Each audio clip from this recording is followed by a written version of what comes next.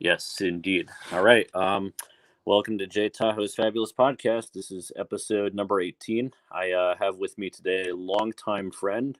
He needs no introduction. His name is Rich. Rich, welcome to the show. Nice to hear y'all. How you doing, Tahoe? I am doing good, man. I mean, it's crazy. When I say long time, there we go. I'm getting a little echo. When I say a long time friend, we've known each other. What, this is 25. We're going on 26 years now, right? Yeah, I believe it was second grade when we first kind of met. Well, technically, I think we were on the same bus in kindergarten, but I don't think we started hanging out or anything until second grade. And Yeah, it's we both had the same teacher. did we have? I'm trying to think who we had in. Yeah, that was second grade.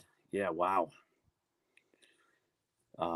Just crazy what a different world we live in. I mean, with the COVID and everything, I think the last time I saw you was what, 2 months ago, 3 months ago.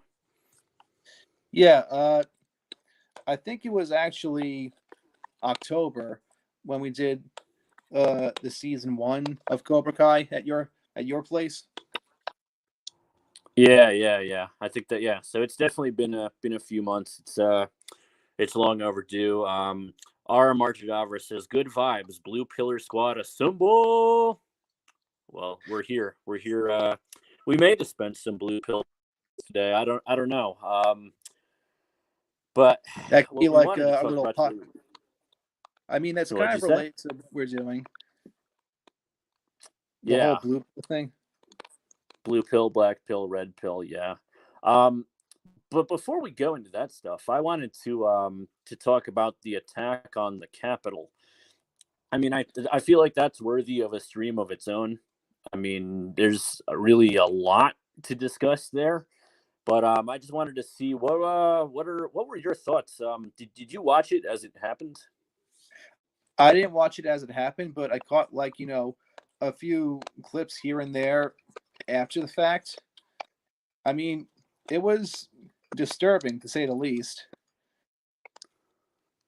A Yeah, lot I of mean, no, go ahead. nah, just like a lot of people are saying that it was a coup by pro-Trump supporters, and then of course you have a lot of people on the other side saying that it was actually a false flag by a bunch of Antifa who disguised themselves as Trump supporters, stuff like that. And so no side is willing to take responsibility for any of the damage and the loss of life that occurred. Yeah, oh, I mean, it seemed like it was interesting how Trump was saying, the day before, okay, let's march on the Capitol and everything, and then the next day he said, I condemn these acts of deplorable violence. Getting audio is awful. Yeah. Antonio, I'm just wondering, am I coming through clearly? I do hear some crackling on your end, Rich. When I'm speaking, is it crackling? A little bit. Whereas the teenage experiment says it's fine for him. I guess. All right. I guess we'll continue. I know. You do need to do that iOS update though. It's just like a known thing with StreamYard. Mary has the same issues when she comes on the show. If you're not up to date on iOS, like StreamYard will crackle. Okay, I'll keep that in mind for next time. But yeah, so Trump was saying, he condemned the act. I kind of I kind of lost some respect for Trump there because it kind of seems like he threw his own supporters under the bus.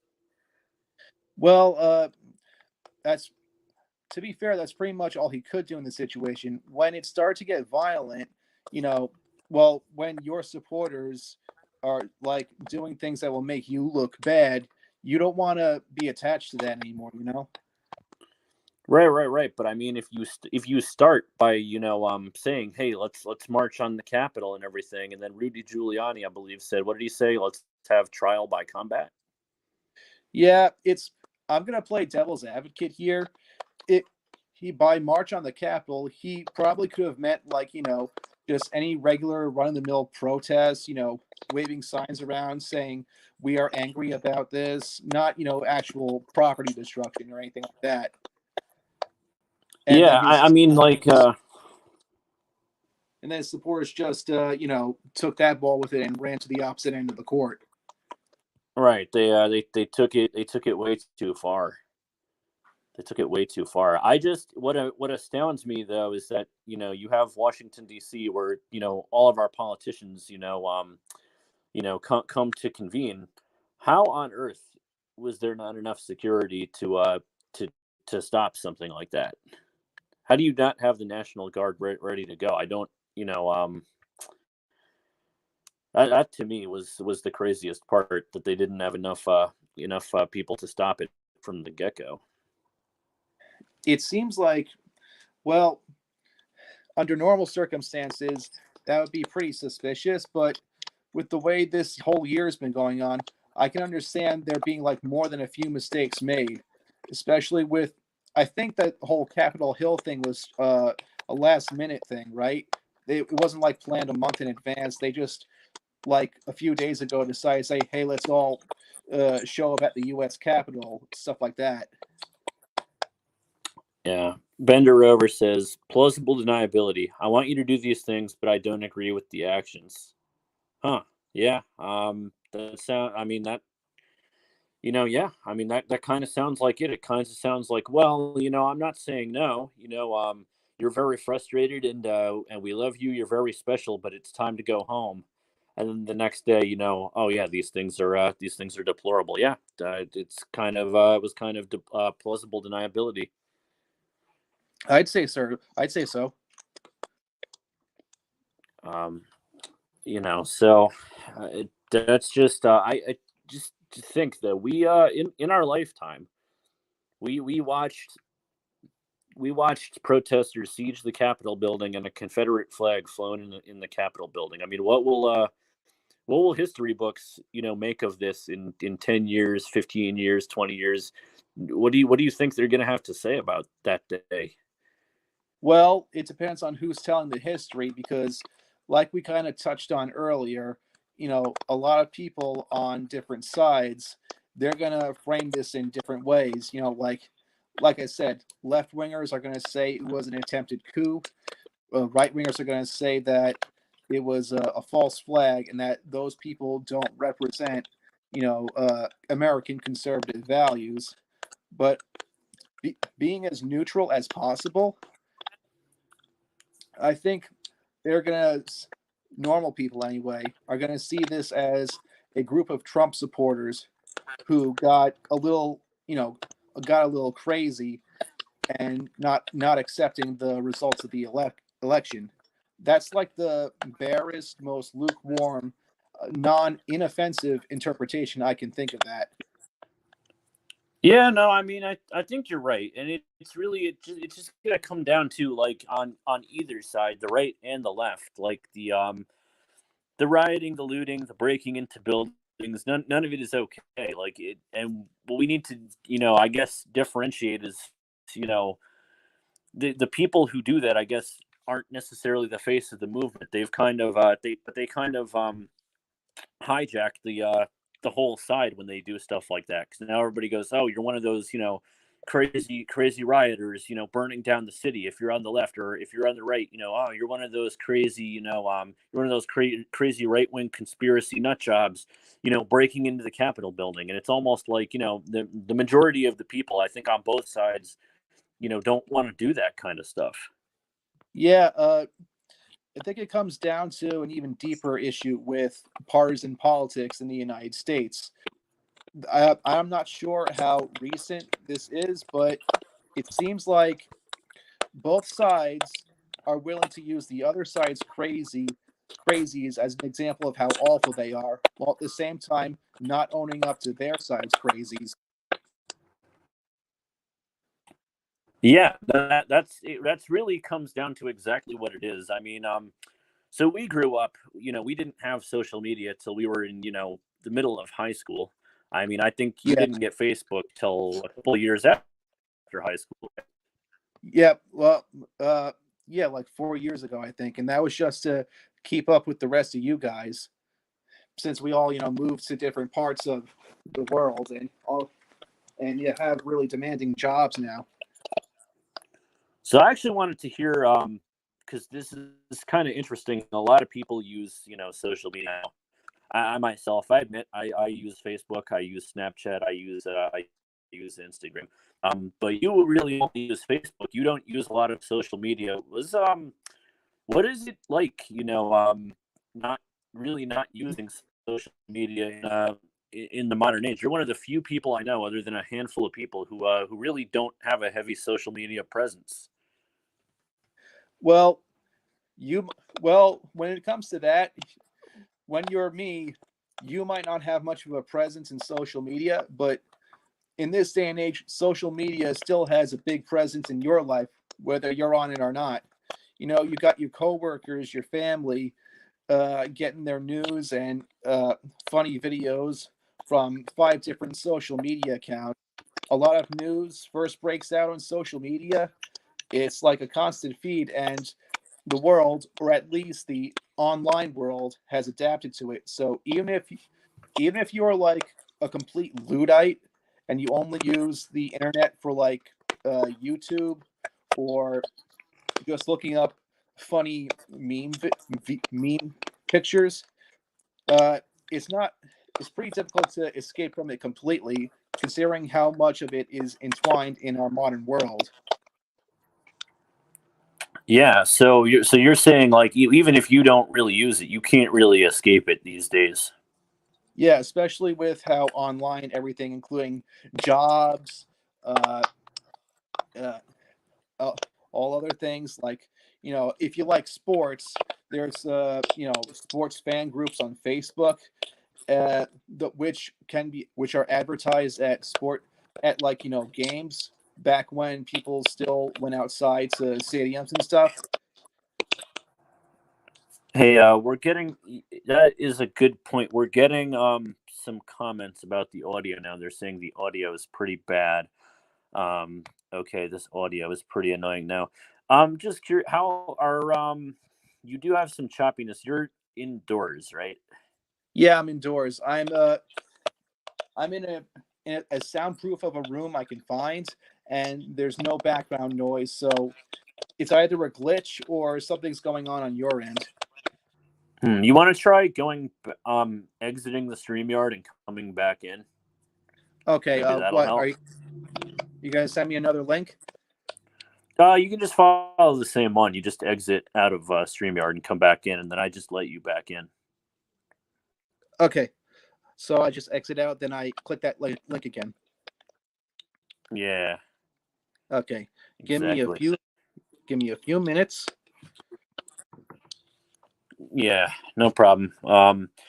Yeah, while he's gone, I did want to say, one of the reasons I guess I wanted to talk with Rich today is because he's a friend that I've known a long time, but he doesn't really partake in a lot of social media. So I kind of wanted to get that perspective because I've had it, since really late high school. But I guess I can see what he's saying, that I guess you really can't escape it nowadays. And when he comes back, I wanted to talk about how it really, I guess it really does influence things, and has only driven partisan politics further and further apart. But we'll wait for him to come back. Oh, here he comes. Okay, let's see here. Yeah, to stream. Okay. Are we good? You're back on the show. See. Let's see if that fixed the audio. Yeah, you're Okay. still Say choppy. something. Let's see. You actually sound better. So I don't know. I guess can everybody hear me? I can hear you. What does chat say? Oh. They'll let us know in the comments. Teenage Experiment says it seems better, so I guess on with the show.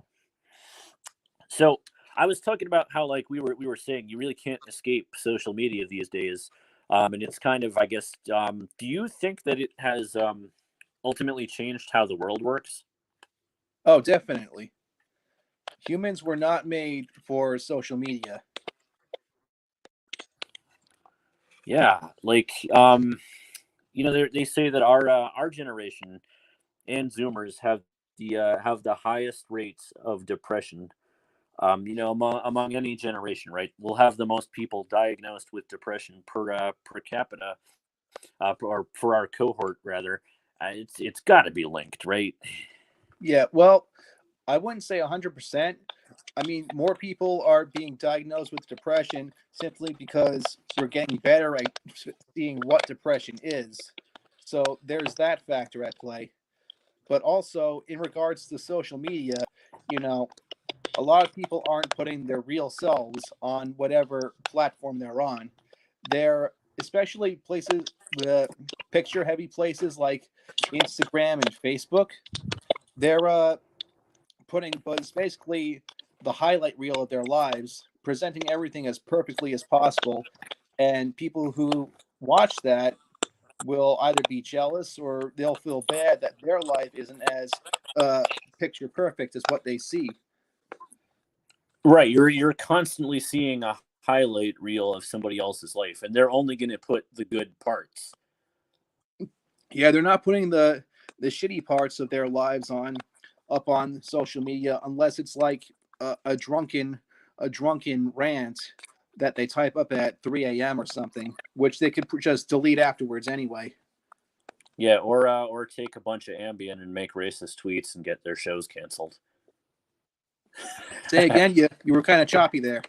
I said, or take a bunch of Ambien and make racist tweets and get their show canceled.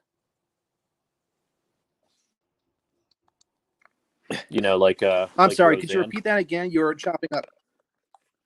Oh man, the audio must really be that bad. I Can you? was What I was saying is that they take Ambien and make a racist tweet and get their show canceled.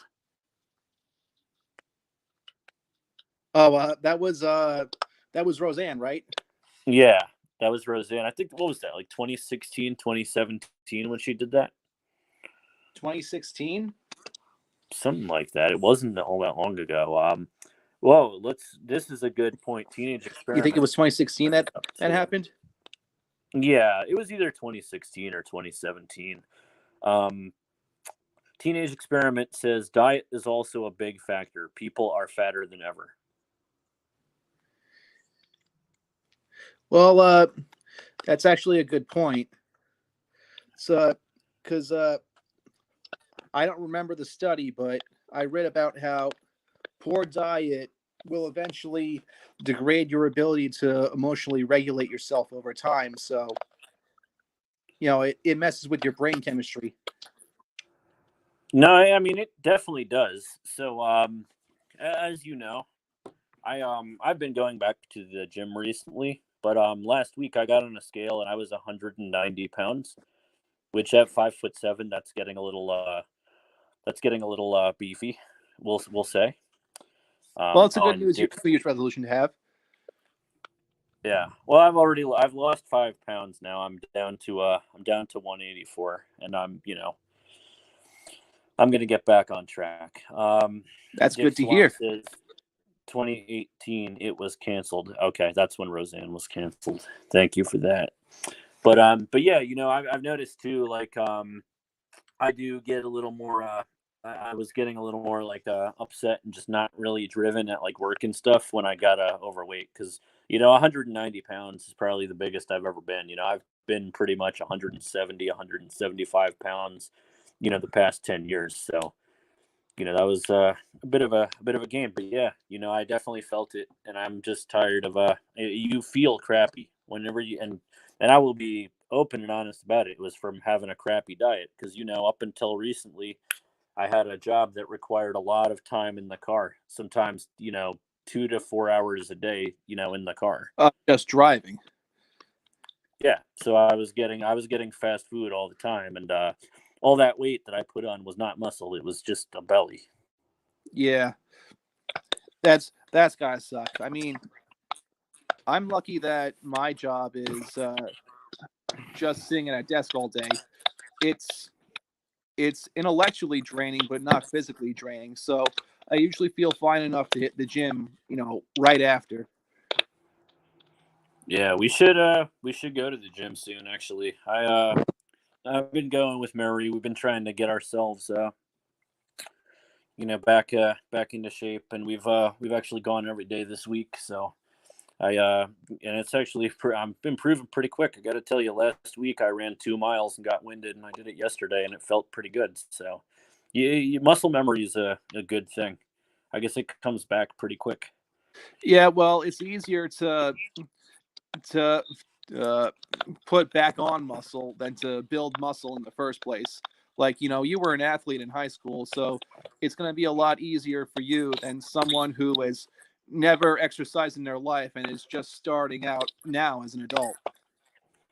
Right, right, right. No, I get that. I mean, I atrophied actually a lot. The funny thing is, I weigh more than I ever have, but my arms are like 15-inch circumference now, and they were 16 inches in high school. So think about that. Because I actually had larger arms and weighed less.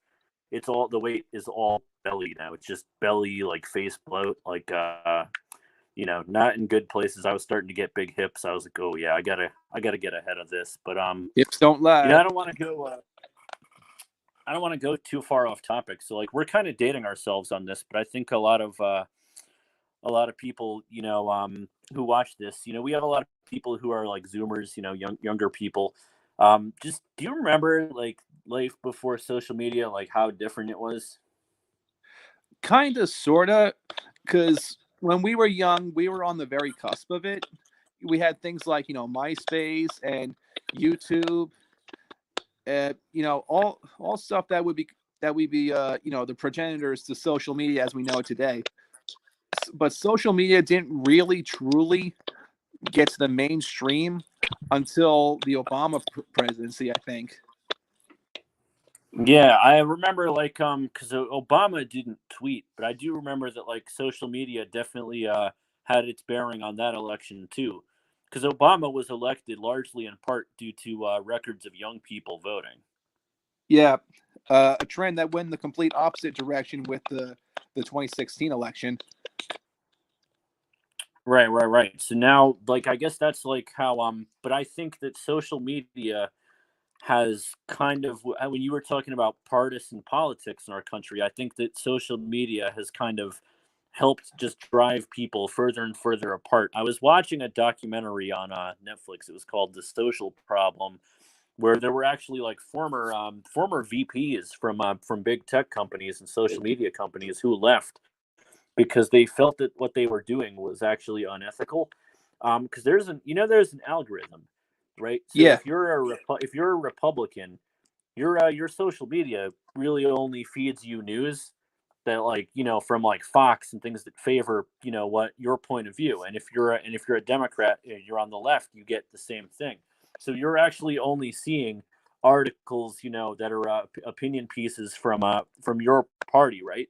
And you're not actually hearing like the good arguments that the other side has to make. Which I think. Do you think that has like just made people further and further apart to the point uh, where like we're arguably more divided than we've ever been since the Civil War? well, I'd certainly say so. I mean, obviously not divided to the point of a literal civil war like back in the 1800s, but yeah, humans have this weird psychological defect where, especially after you've been working all day and you're tired, but you still want to be informed, you're gonna go for the stuff that already agrees with your conceived notions. You're not gonna waste mental energy looking at stuff that you would disagree with. Yeah, this kind of thing. I can tell it's more of a problem among people who have more demanding jobs because, like, so with their limited free time, they just want to relax and hear somebody who uh, already says what they're agreeing with, tell them what's going on in the world from their point of view.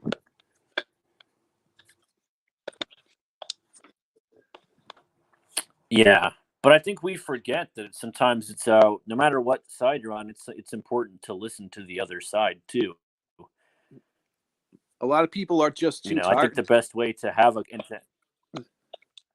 I was because just a lot gonna of, you say know, that. if you you know, I don't know where you lie politically. I will tell you I'm slightly more to the right of center, but I was very much to the left back in the day. But that's because Well, I feel like our school was very you know, kind of taught us to be that way. when we went to school, well, we, of course, we were doing this in the during the Bush administration, and we live in a very blue state, so of course we got that kind of education.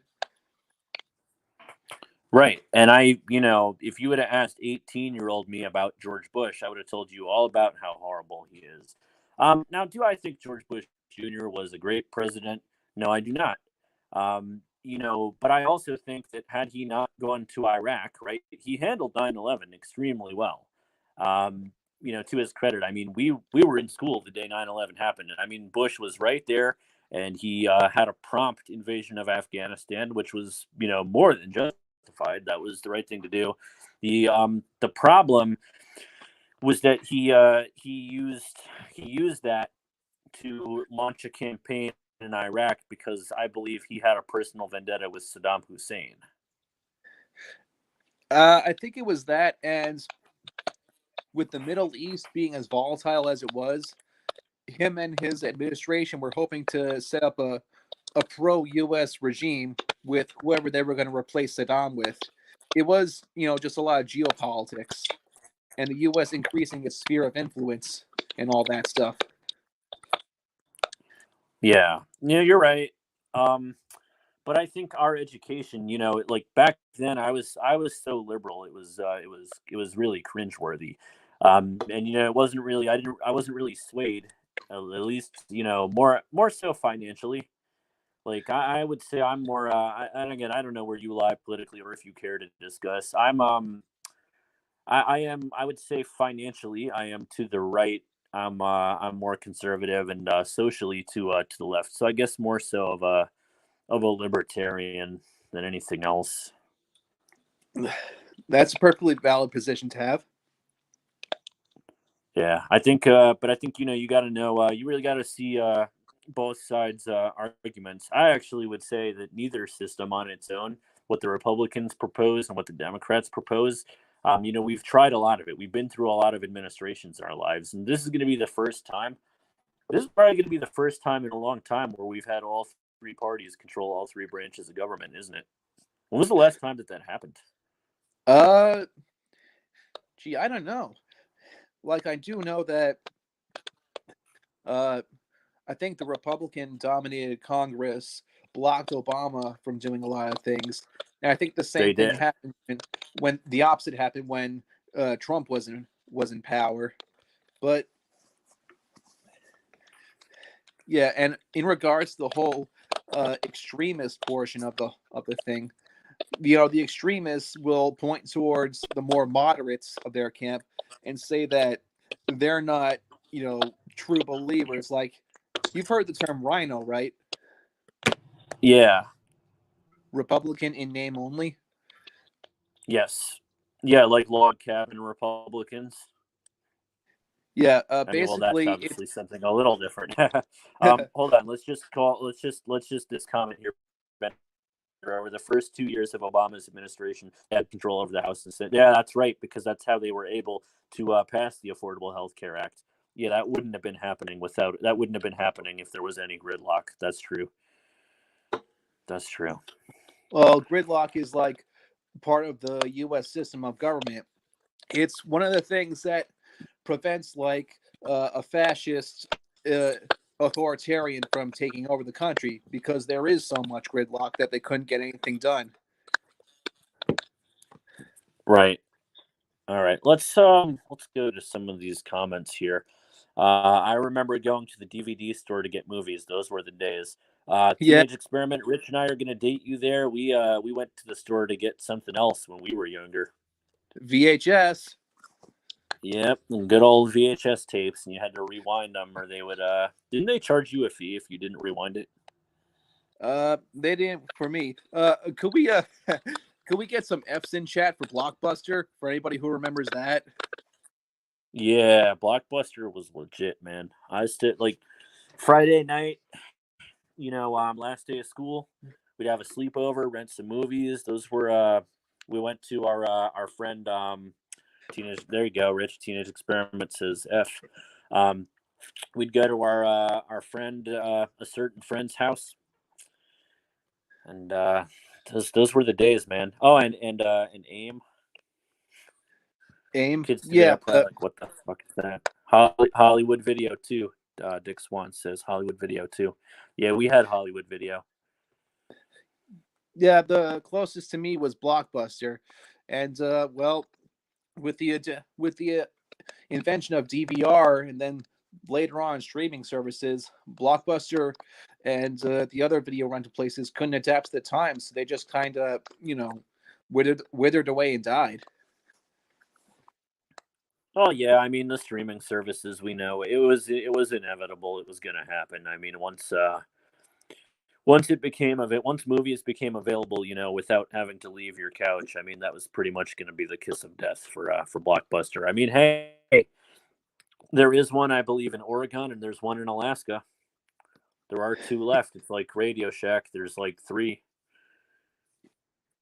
Well, those two states, they're pretty sparsely populated as it is. And Alaska is kind of a frontier place, so it makes sense why Blockbuster would still be around there. I think the Blockbuster, there's a town in Alaska that has one because the people there don't have broadband internet. Makes sense. I was reading an article on it a couple of years ago, and they were saying that like they basically had to keep it open because the people there still need to actually go rent DVDs because they can't stream. Yeah. Another thing that's well, movie theaters are dying too. They were dying to begin with, but because of the COVID outbreak, now they're on death's row. Yeah, I actually went to a movie the other day and it felt weird. It was like the first time in at least a year for me. How packed was the theater? Dead, completely dead. Like you were the only one there? It was me, Mary, and there was like another couple. That was it. It was maybe there was like one or two other people. Uh, it was dead though. They still overcharged you for the tickets and the popcorn, though, right? Oh, absolutely. I mean that you can't have a proper cinema experience without that. You can't have a proper cinema experience without being anally fisted. Yeah. Honestly, like it was just something to do to get out of the house because like things are boring as shit these days. But I mean, it's not something you're gonna do every day. It had been like a year. I was like, I kind of want to go to the movies. Experience getting out of the house for once after governmentally mandated being cooped up for so long. Yeah, Like exactly. I mean, if this happened this whole put the country on lockdown thing happened at any point before today, people would go nuts a lot faster because, you didn't have streaming, you didn't have the internet, you didn't have video games. There was nothing fun to do while you were cooped up in your house. These days, it's at least a little more bearable. yeah, and even video games back in the day, I think the internet has actually ironically made. I don't know about you, but like, I mean, I haven't played new video games in probably like almost 10 years. But the internet has actually made video games less fun to me. Really? How so? So back in the day, I felt like you got more playability out of well, obviously, like online games are obviously are obviously really fun, but I'm talking about like single player games. You kind of had to like figure everything out for yourself. I think it had like a lot more like playability. There were no let's plays or whatever. Obviously, you can just not watch that now. But I think like isn't that a thing? Like a lot of kids today, like rather than playing the game, they watch let's plays. They watch like other people play the game. Well, I think it makes sense to do that if you're too poor to afford the video games or the console, or you just want to kind of see the game before you figure out if it's worth buying, or if you're one of those people who just wants to who isn't very good at video games but wants to experience the story. So you go on YouTube and you basically do it secondhand.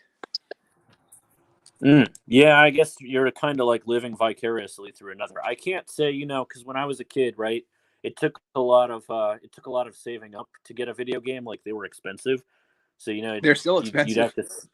Yeah, I mean they're still expensive, but obviously, like obviously now with the jobs that we have, like we can buy video games pretty regularly if we wanted to. But when you were a kid, it'd be like there'd be like a month and a half of like saving up allowance or whatever to buy a video game.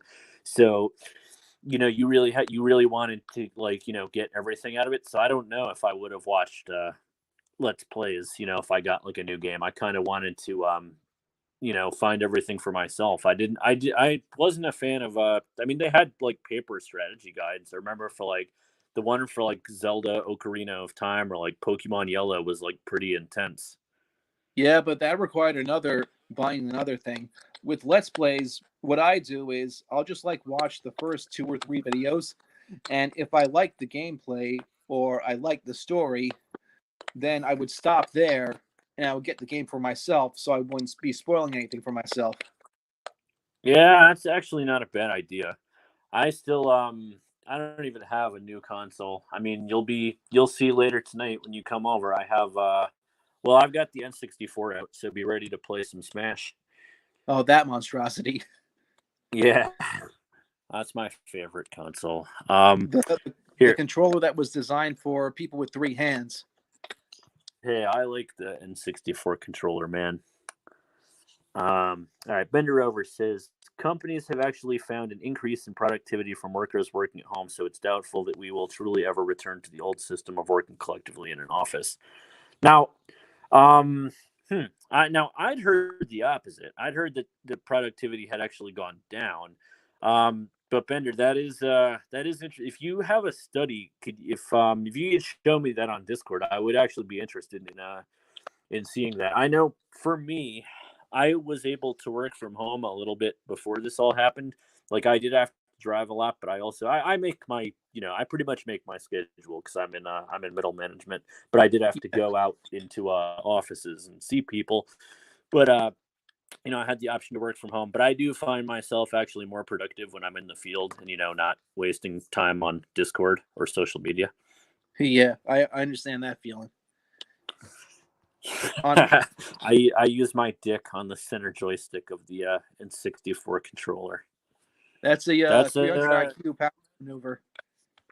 damn, yeah. That's I was gonna say that's some impressive dick dexterity right there.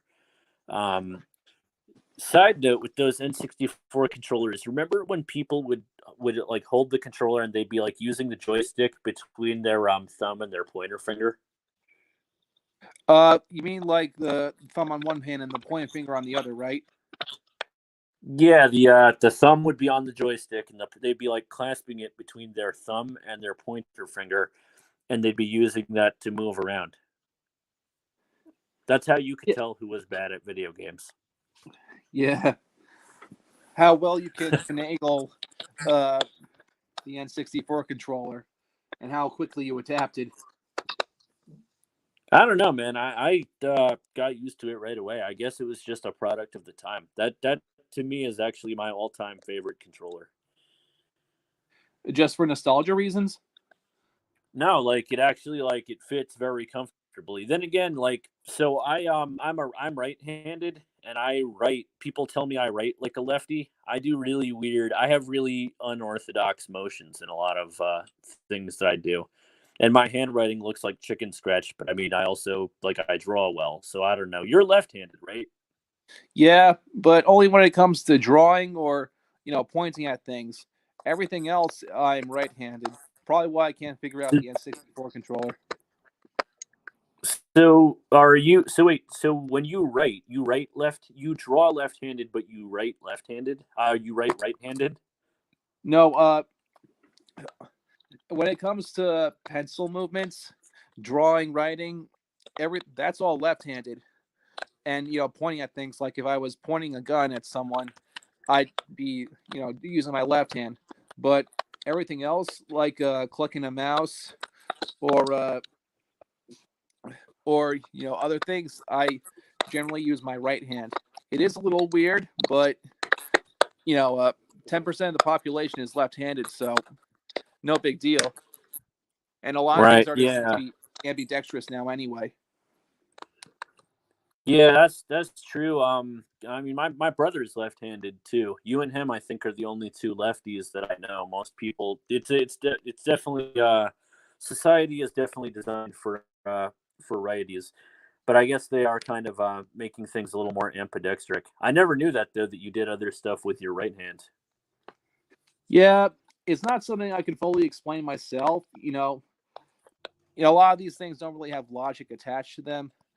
You'd think, and there's always going to be like deviations from whoever the main group is. So it's no big deal. Yeah, I can tell I cannot do jack shit left-handed. Like if I attempted to like learn how to write left-handed when my remember a couple of years ago when my right hand was broken because I got into a fight and the knuckles were obliterated You were and wearing I had that weird brace, right? yeah I was wearing I was in a it was in a sling for a while because I broke the two metacarpals. But I was learning to write left-handed, and even like months in a sling, I still could barely write. It looked like it was completely illegible. Like I just don't think I was learning. I was not made to do stuff with my left hand. Yeah, it's if it's something that you're not used to, then it's gonna be hell. Like I'm pretty sure that the number of people who are genuinely ambidextrous, like who can do everything perfectly with both hands, is pretty small. I don't know the exact percentages though. Yeah, I mean, truly, I've come across maybe one or two truly ambidextric people in my lifetime. Um, Recessed Bones wants to know if we're taking calls. We might. I do have to. I gotta start making the wings for later in a little bit. But all right. Why don't we move on actually to our next topic? So we got a lot of people from the Black Pill or Intel community watching. I know you and I have you've done reading up on this. You know about red pill, black pill, and purple pill. And this was kind of what we were going to stream about, but we had to we had to talk about that attack on the Capitol. I think that was uh, you know That's a that precedent. was definitely yeah, definitely. But all right. Well, you're roughly my age. Well, actually, happy belated birthday. I know you actually just turned my age last week. Um, but so what's your take on all this on black pill incels and what you've seen of it so far? The incel movement, well, to Is it a me, it's movement or is it just a group or is it people who just can't get laid? it can be both. Like they're not campaigning for anything. They're not really doing much more other than just spreading their ideas to anyone who will listen in that regard. So, in that way, it could be considered a movement. Yeah, I guess that's fair. I mean, you try to have you watched Face and LMS? No, I have not.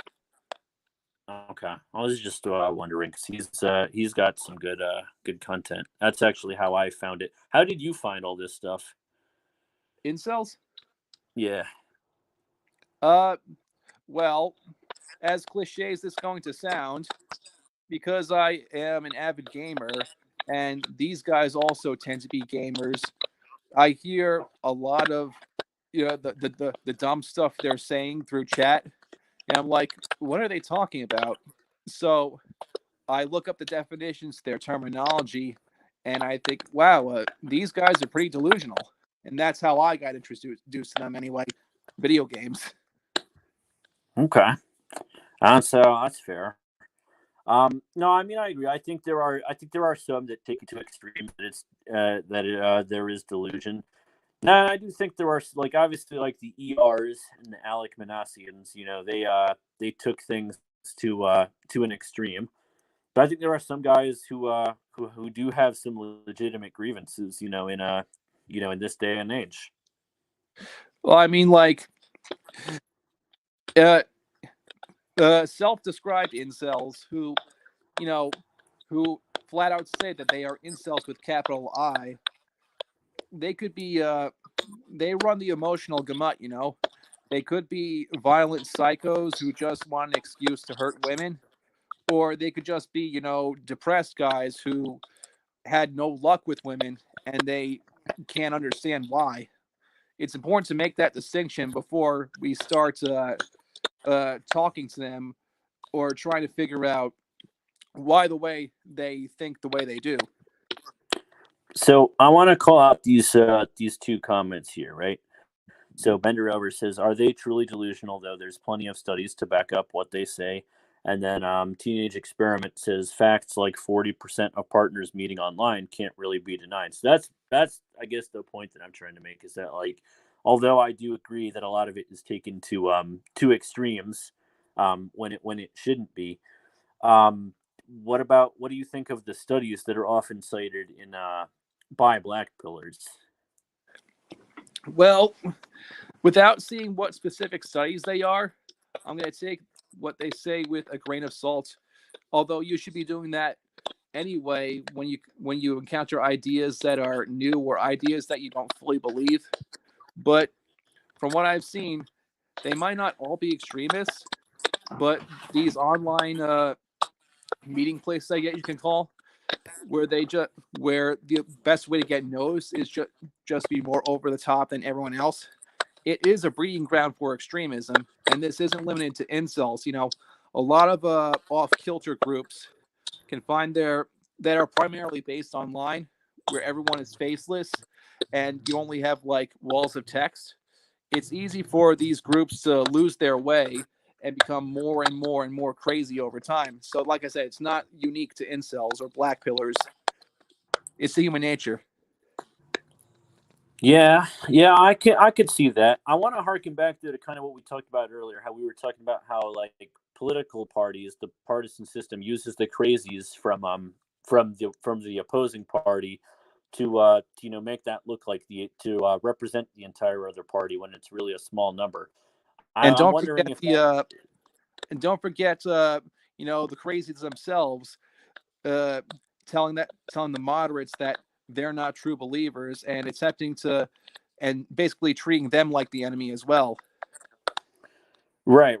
And then you have the people. Yeah, right. Well, I will tell you, like, as I don't know about you, but as a I'm pretty moderate on a lot of issues, and I'll talk to certain friends in our circle, right, who are very staunch on one side, or people that we know, and you try to talk about, like, well, when you say you're a moderate, the conservatives just go, "Oh no, you're a bleeding heart liberal," and the liberals go, You're a right wing nut job." When really it's just like, no, I'm just playing devil's advocate, and I see good arguments on both sides, and also terrible arguments on both sides, and I state what I think is true. So it's almost like if you don't entirely agree with somebody, then you're the enemy, even when you're just moderate and trying to stay neutral, Yeah, at least well, as neutral as you can be.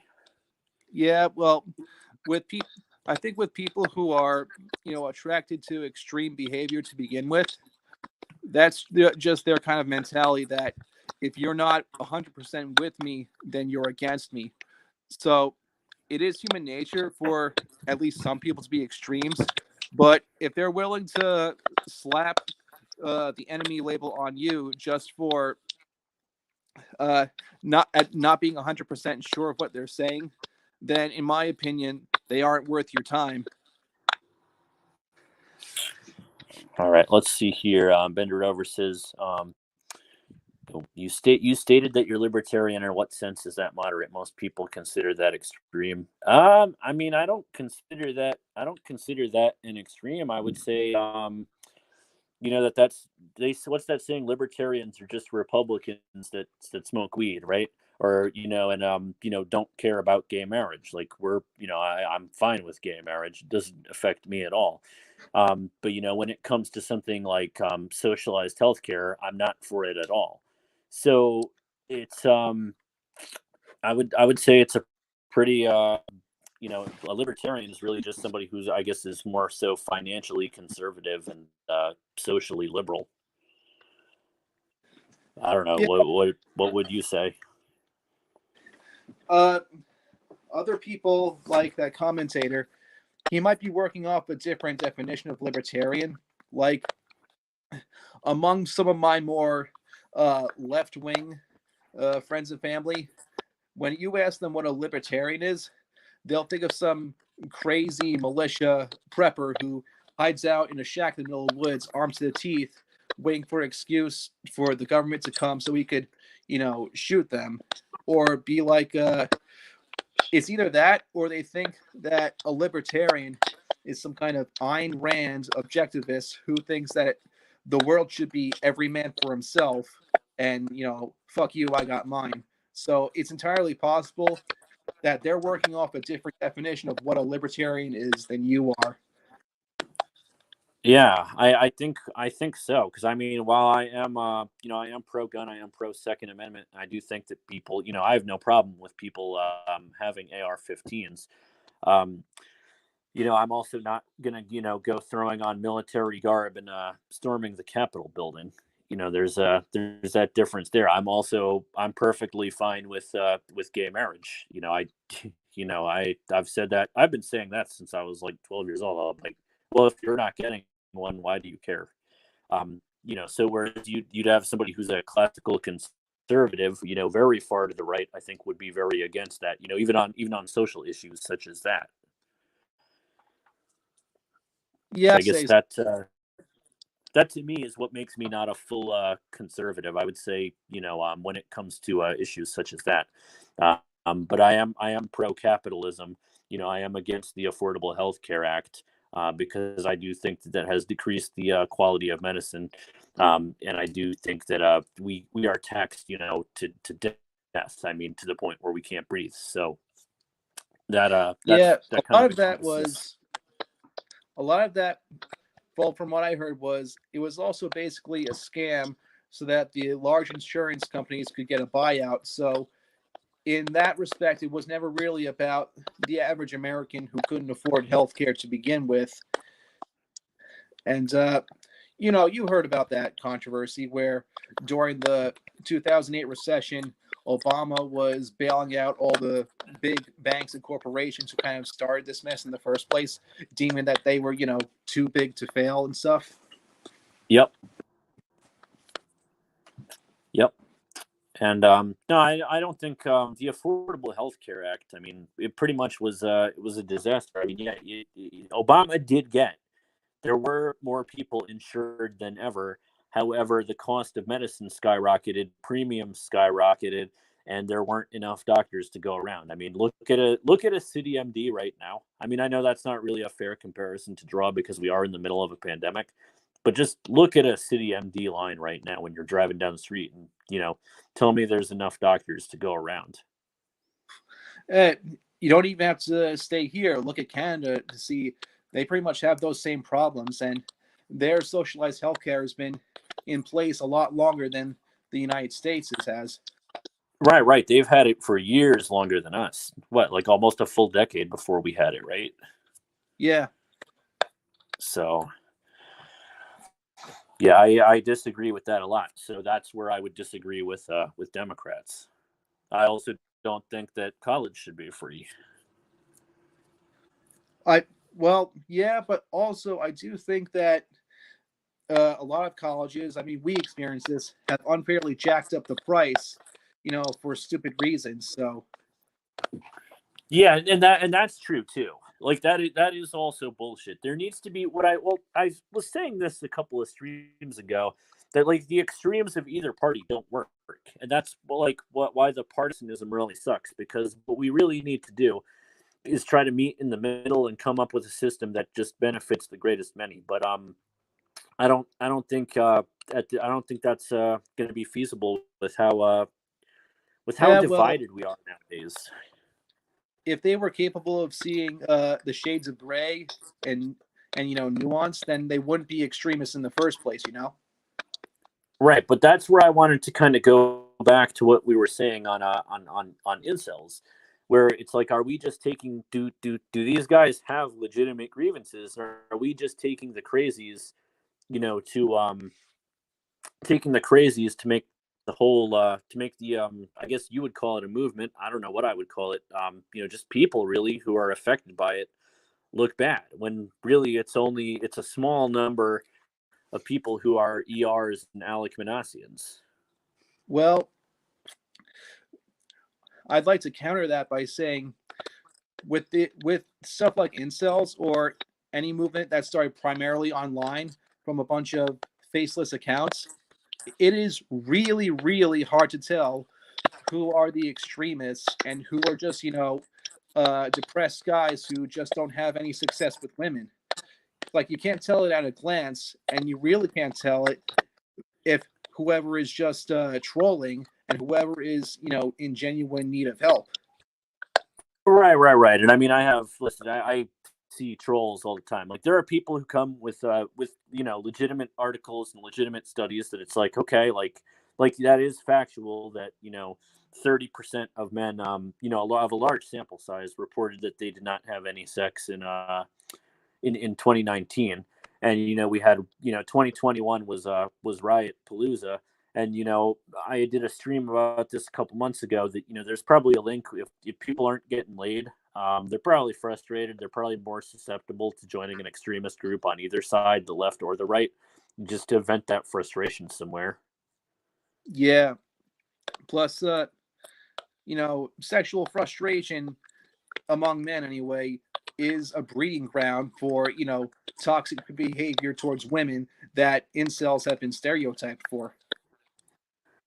Right. But and I think, I do want to keep this, I do want to be out of here by 5, but maybe we'll have a caller or two. I'll bring on like a caller who can, we can talk to them, because they are probably going to say, it's not toxic behavior, it's based behavior. Well, I mean, isn't that just a meme in and of itself? Being based, yeah, I suppose. The way that I see it is, I guess there are some legitimate grievances. I agree. Like, for example, family court and everything does favor heavily for women. Women do see less jail time for the same crimes committed. There are some things that are inherently very unfair to men, and I think that those do need to be addressed. But it's kind of like, I was um, thinking about this too, even with the BLM and affirmative action. Like, there were a lot of things that are sometimes overcorrections for injustices of the past, make people triggered. Like triggered Do you how? think Like, so? For example, right? Like, we know it's not really so popular to be white and male these days, right? There's um, we talk they talk about how, like, oh, I was reading some Facebook post. It's like, oh, the judge at court, it's probably going to be some old white guy, who's not with the times and everything. And there's a lot of you'll be vilified for being a white male, right, in certain circles. But this yeah, was because in the past there were a lot of sins committed by white males. Now, I've always said, I'm not I of course I believe in equality among everybody, but I'm also not apologizing for being white, right? Like, it wasn't me. Like, I never oppressed anybody. I haven't done anything like that. So while I don't agree with what happened in the past, like, blaming me for it now also isn't fair. yeah, I agree Blaming with you for that. it now isn't fair. And I think most reasonable people, you know, even though the definitions keep changing, uh, blaming some random white guy because of the institutional racism in the past is not the best way of going around fixing the remnants of that institutional racism which linger today. But it is important to at least take a look at the past because, at, as anybody who studied history knows, a lot of the weird stuff that went on 20, 30, much even a longer time ago, it does explain a lot of the problems that we do have today, and it is worth at least taking a look at. Yeah, no, I agree. Of course, I mean we have to understand history. We have to come up with some type of middle ground, because if you go to overcorrect the injustices of the past, then it's almost like the oppressed become the oppressors. And I think a lot of the insults think, like, oh well, now it's men who are oppressed. Now it's men who get used and abused. Now it's women who just discard men, because it's an overcorrection for the injustices of the past. That's what. And like I am here's where I stand when it comes to feminism. First wave, second wave feminism, great. Elizabeth Cady Stanton, Susan B. Anthony, absolutely right. Women should be allowed to vote, should have every right men have in society. You want to join the military, you want to fight for your country, cool. My sister's in the military. Um, Great. If you can hang, you can do it. Third wave feminism about, like, you can't, like, man spreading and mansplaining and just vilifying men for stuff that we normally do. Like, if I'm gonna sit on a subway, I'm gonna open my legs. I'm gonna pin my dick. Screw anybody who says otherwise. You And were I will breaking argue up that again. case with a feminist any day. I was saying, You're like third wave feminism, like man spreading, where they're angry at men for, like, sitting on the subway with their legs open. Like, there's nothing wrong with that. And well, if you like are, that is. if you're, Oh when it no, go comes to ahead, go ahead. manspreading, when it comes to manspreading specifically, if you're being an asshole and deliberately spreading your legs out into other people's personal space, yeah, you need to stop that. But if it's just you with your legs apart, that's not that big of a deal. Right, right, right. But you're right. No, I agree with that. Like, if you're right, obviously, if it's a packed subway and there's somebody sitting right next to you, you're not going to just open your legs. But there was this girl in Russia who was going around pouring bleach on men who had their, like, legs open on a subway, and they were just kind of, like, sitting there in the corner by themselves, and she was going around throwing bleach, and I was like, how the hell was this girl not arrested for doing that? I mean, that's basically assault. It is assault. What'd you Bleach say? burns. There was a girl in Russia, a couple of years ago, who was going around pouring bleach on men who were sitting with their legs open on subways, saying that they were man spreading and everything. And it's just it's like, how was she not arrested? That's assault. Did you say that this happened in Russia? This happened in Russia, yeah. Well, to be absolutely fair, women under Putin's regime are not being treated that well. Like, I don't know if you heard, but the Russian government 2 years back decriminalized domestic violence, and domestic violence rates against women have soared in that ever since. So I could kind of see where the mentality of that comes in, because these are ordinary Russian women who are truly fighting for equal rights that women in the West take for granted these days. Right, but you're gonna have, like, you're gonna have women in the West who take that example and go, like, "Oh, good, we should do this every day." And I think that's the kind of like third wave feminism that incels are very against. Well, third wave feminism isn't incels' fault, but much like with that woman who should have been arrested, they need to look at things in perspective.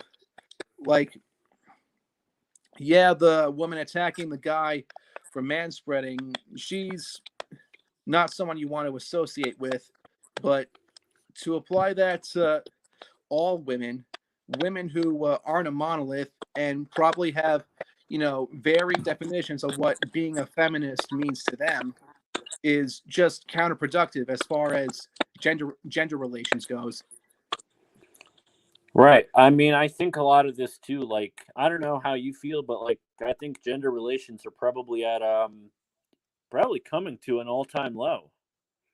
You think so? Like, I I mean, don't know. I mean, it seems.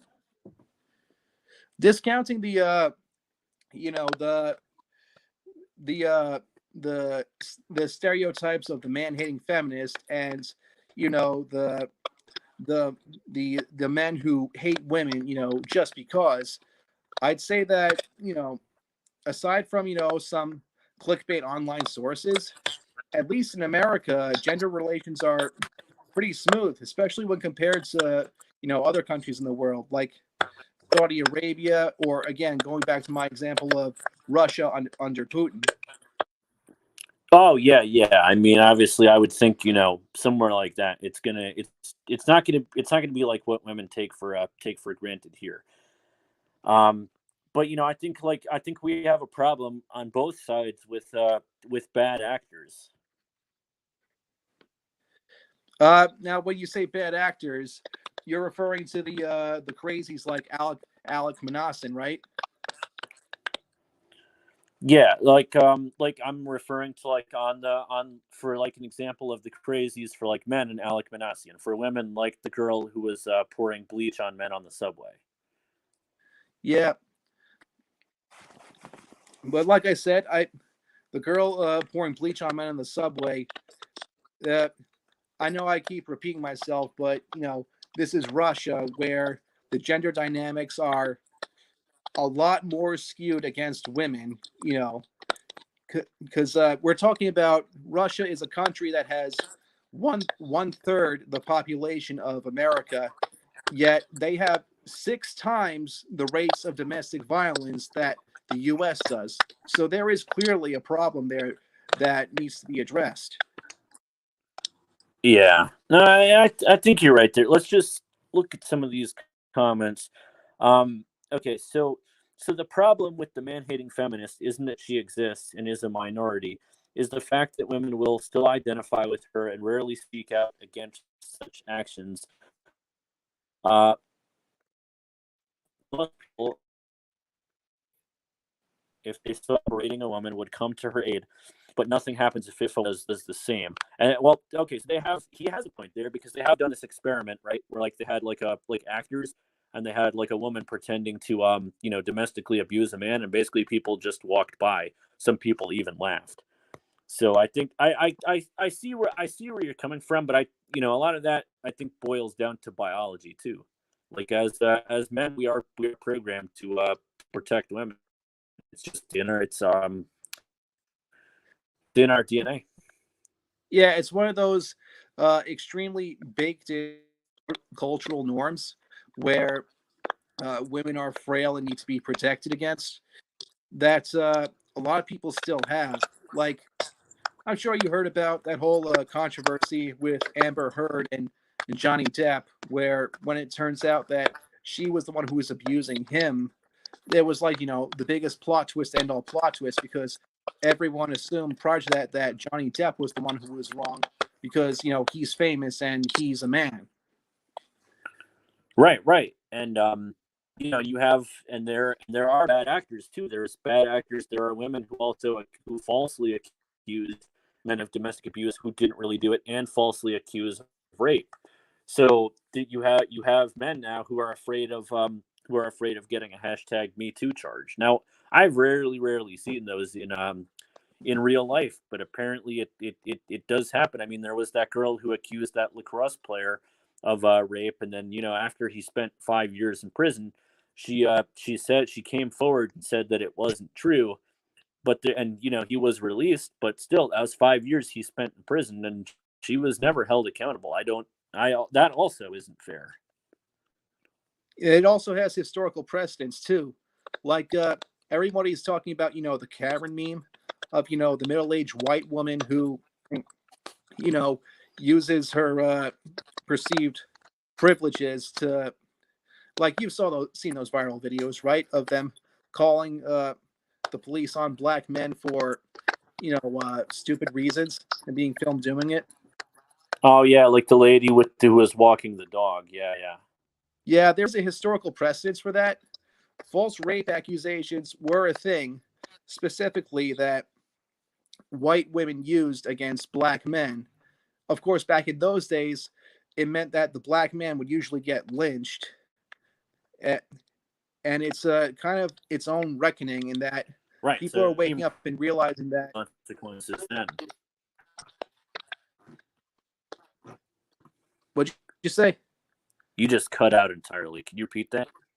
Oh, You just cut out entirely. Can you repeat that? yeah. Basically, just you know, this kind of thing has historical precedence. Like there were false rape accusations in the past, no, but normally they were used by women who were in positions of power to get rid of men who were lower on the food chain. As an example, false rape accusations were widely used by white women against black men in the pre-civil rights era of America. So that's one example. Right, of course. I mean, that was a way if you didn't like somebody to basically assure you were going to get rid of them, and it had, the consequences were really extreme then, because as you said, you could that man could be lynched. So, Yeah, but I'm saying like when something like that happens, though. But I'm saying like the fact that that girl who falsely accused the lacrosse player didn't see any accountability for that. I think that that's a bit of an overcorrection for injustices of the past. If we're truly equal now, if there is true equality, everybody should be, held accountable for the same crimes, right? And that's perjury, that's lying in court, right? yeah, exactly. I agree with that. So that's But what I'm saying. It's like where I've always been coming from is I've when I'm on Discord and I'm talking to people within the incel and black pill community, there seems to be this emphasis, I guess, and it's not everybody, but there's an emphasis on, oh, we need to take away women's rights. We need to take away women's rights because men are so oppressed. Everybody wants to be the winner of the oppression Olympics now, right? You have on one hand, you have women saying it's the patriarchy, smash the third, or I should say the third wave feminists. It's the patriarchy. It's the patriarchy. We need to fight the patriarchy, smash the patriarchy. And then you have all kinds of people in the manosphere, the red pillars, the black pillars, who say it's really women who are oppressing men. And they have some legitimate cases, right? Like men have more workplace deaths. Men work longer hours. Things like that, right? When in reality, it almost seems like everybody just wants to be the winner of the oppression Olympics. But what we really need to do is just focus on having equal accountability for everybody. That to me would be the resolution. Is It's not about taking away anybody's rights, just holding everyone accountable equally. yeah, pretty much. Like there is that old joke where only somebody who has never been oppressed in their lives would actually want to be oppressed, you know? Yeah, that's a good point. I mean, I don't know, like I don't I don't I think if you can not identify as a victim, you shouldn't. Like, I mean, some people do have legitimate grievances. I mean, you and me, we've lived pretty good lives, all things considered. I mean, things have gone awry at some points, sure, but yeah, I can't for the life of me figure out why somebody would want to be oppressed.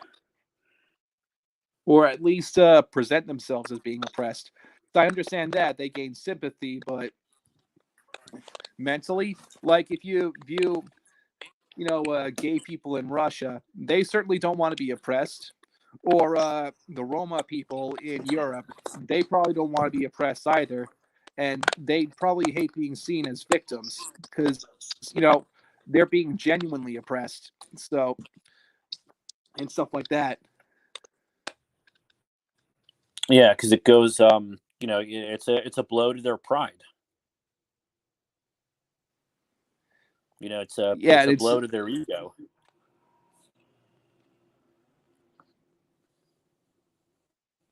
Yeah. All right. Well, we're going on a little over an hour here, so I do want to wrap up the stream. Should we maybe try to get to one caller if someone wants to come on the show?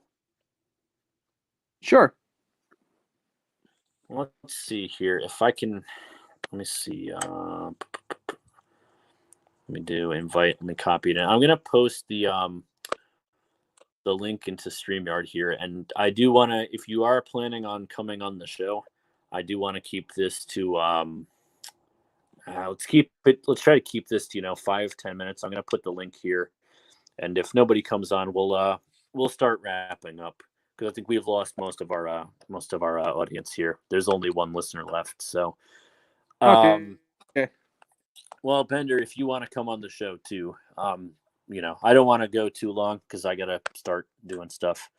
But anyway, man, what are your takeaways from everything we talked about today? I know this was we kind of went all over the place and we talked about a lot of things.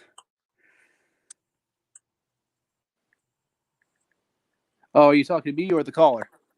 To you, we don't have a caller.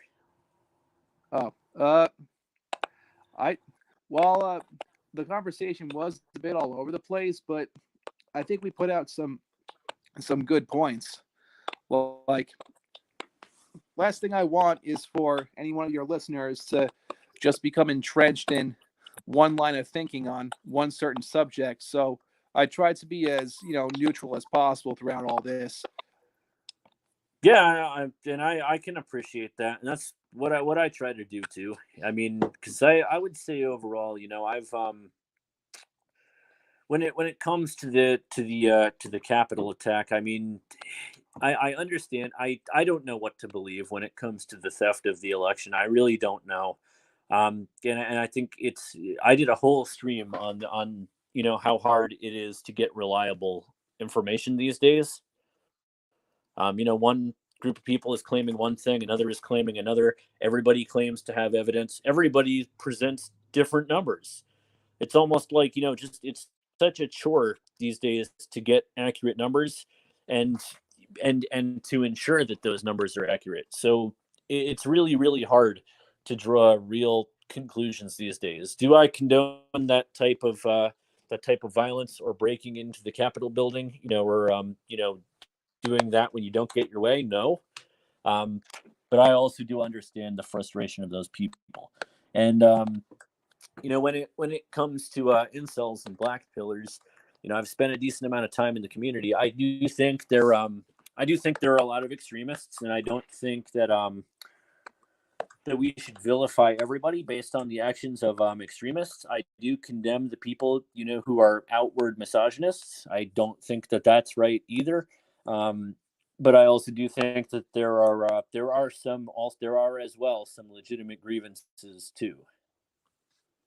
Yeah, but again, like I mentioned, if incels don't want to be viewed as, this extremist group, they really got to clean their own house, if you know what I mean. They got to remove all the crazies from their own ideology where they can, if they want to be seen as, more legitimate. Right, and there are some who speak very well. Like, I don't know if you've ever seen First. He has a channel called Incelmatics where he doesn't really he just talks science and facts. He just brings data. He doesn't really, blame anybody. He's just like, this is what's causing this. I guess I'll Social check him out social then. media. What? I guess I'll check him out then.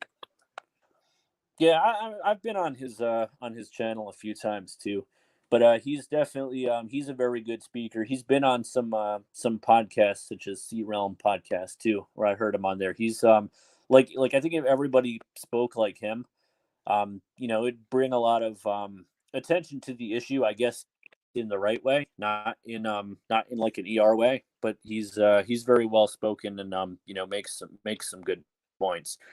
He like, when I found his content, I was like, okay, so it's not all misogynistic. It's not all it's not all about putting women back in the kitchen. There is just some people who go, okay, well, I mean, we have facts like, a third of men, are relationshipless, and that's obviously going to cause social problems. Yeah. I mean, there's a lot of Whatever. causes for that, but I don't know how much time you have left in the stream, but we could probably, continue with that, because when next we talk about that, we could go into all the ways that that this has occurred that have nothing to do with women and have more to do with just the shitty situation that modern life can be in Oh general. yeah, and I think we should talk about that. And we've talked about that on a few streams too, by the way. How I think it's often like a lot of black pillars will cite, scientific reasons behind insultdom, and I do think, and there are some, like there is some science to it. I don't think it's to the degree. I think they exaggerate that greatly. But I have argued that it is more of it's more of a cultural and societal problem. A social disease, if you would. Yeah, that's actually really well put. Yeah, I would agree to that. So I do think it's more so. I Let's just read this comment. First wants a meteor to destroy the Earth and the human race to go extinct. So do I, by the way. Yeah, I mean, like, I think that, like, some people would say that is based. I mean, we are, like I said, we are more politically divided than ever before. But First is able to make these arguments without, like, trashing anybody. He's very respectful in his arguments, and there's not really a lot of partisanship behind it. That's why I find him a very good speaker. But yeah, I would agree. I think, like, in at least from what I've seen, I think it's more of a these problems are they're social problems, a social disease, as you say. So I think I do want to end the stream because we got some Cobra Kai to watch tonight. Oh hell, But hell yeah! Yeah, I'm gonna watch season 3, so I'm gonna go start making wings. But all right, Rich, pleasure to have you on the stream, and we'll do this again. Pleasure to be on the stream. Thank you for having me. All right, take care, man. I'll see you in a few hours. I'll see you then.